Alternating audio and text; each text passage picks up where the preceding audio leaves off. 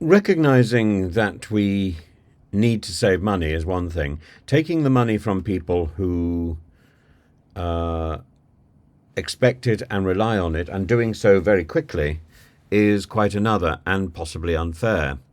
So Rachel Reeves' controversial money grab on pensioners is unexpected and disturbing. Her changes are expected to save 1.5 billion by reducing the number of eligible recipients from 11.5 million to 1.5 million, and pensioners with incomes as low as £1,000 per month will lose this benefit, which has traditionally provided up to £300 annually to cover winter heating costs.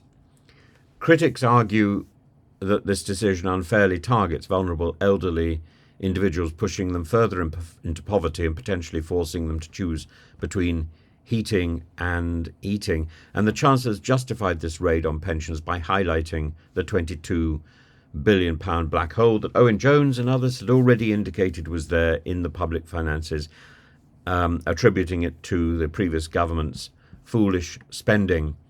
And there's quite a deal of foolish spending that can be identified and flagged up.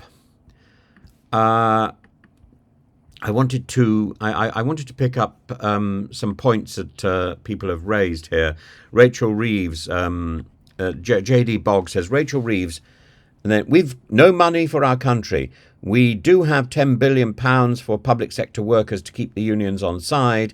We do have £11.6 billion to signal our virtue over climate change. We do have £84 million to give to Africa, £21 million to give to UNRWA, and £3 billion a year to Ukraine.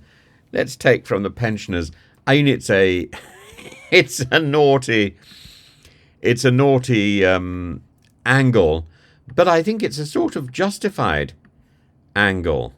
This pension raid leaves a very dirty taste in the mouth, doesn't it? It's not attractive.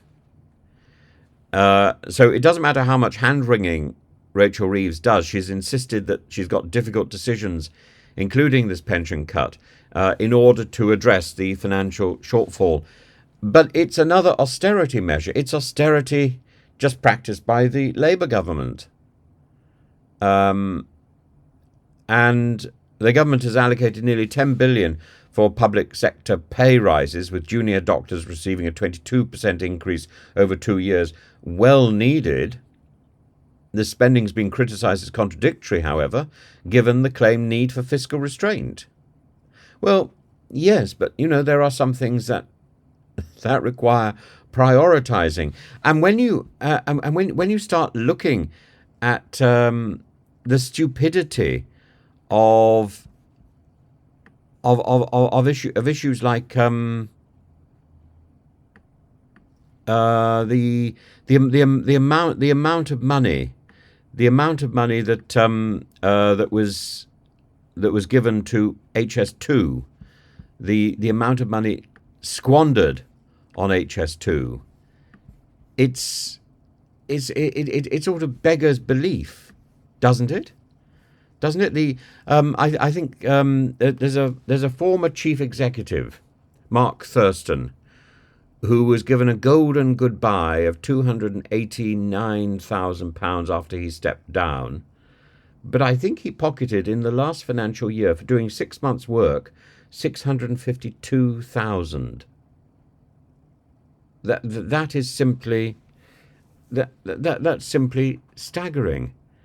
Greg Smith, the MP, the Conservative MP for Mid Buckinghamshire, has said taxpayers up and down the land will be appalled at this massive payout. I think people up and down the land should be appalled at the massive waste of HS2 from beginning to end.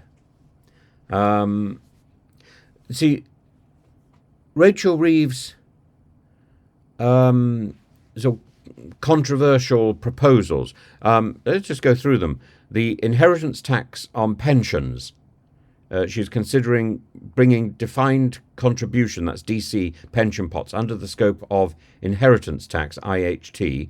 So currently pension pots are generally exempt from IHT, leading to their use as vehicles for inheritance rather than retirement funding. And this change could raise £1 billion to £2 billion annually as more people retire with significant pension savings. Then she's cutting the winter fuel payment, excluding millions of pensioners with incomes above a certain threshold. This move is going to leave people who are older without necessary support. And she's not ruled out increasing taxes on pensions. So she's got these three levels of a tax on pensioners. And maybe the Labour Party doesn't see pensions as being a suitable, a viable, necessary, appropriate vote winner. But it's there nevertheless, and I think our government should nurture the elderly after they've contributed so much. But it's the speed of these changes which is so worrying.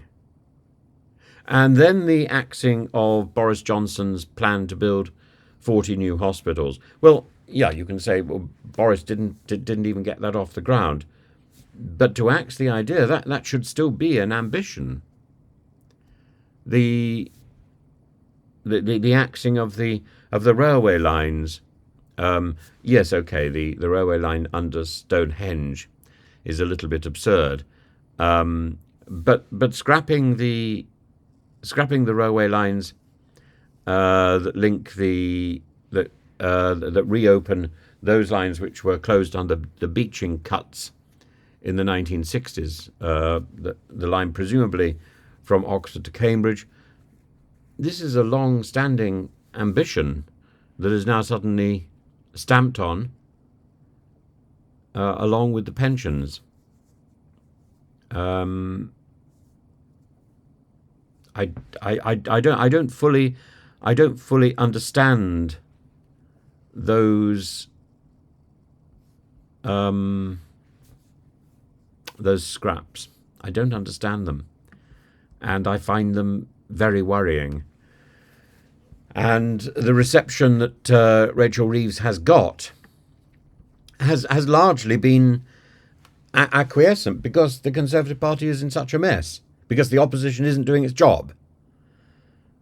And there needs to be a balance between necessary budgetary constraints and the ethical implications of austerity measures, particularly those affecting vulnerable groups like pensioners. And the situation is exacerbated by the potential waste, as excess spending in other areas. And continuing with the HS2 rubbish. The first thing to be scrapped should be HS2. Just get rid of the rubbish. Get rid of it until we can afford it. If we can afford it. It was a white elephant from the beginning. It should go. It should go, and everything connected to it should go. There we are.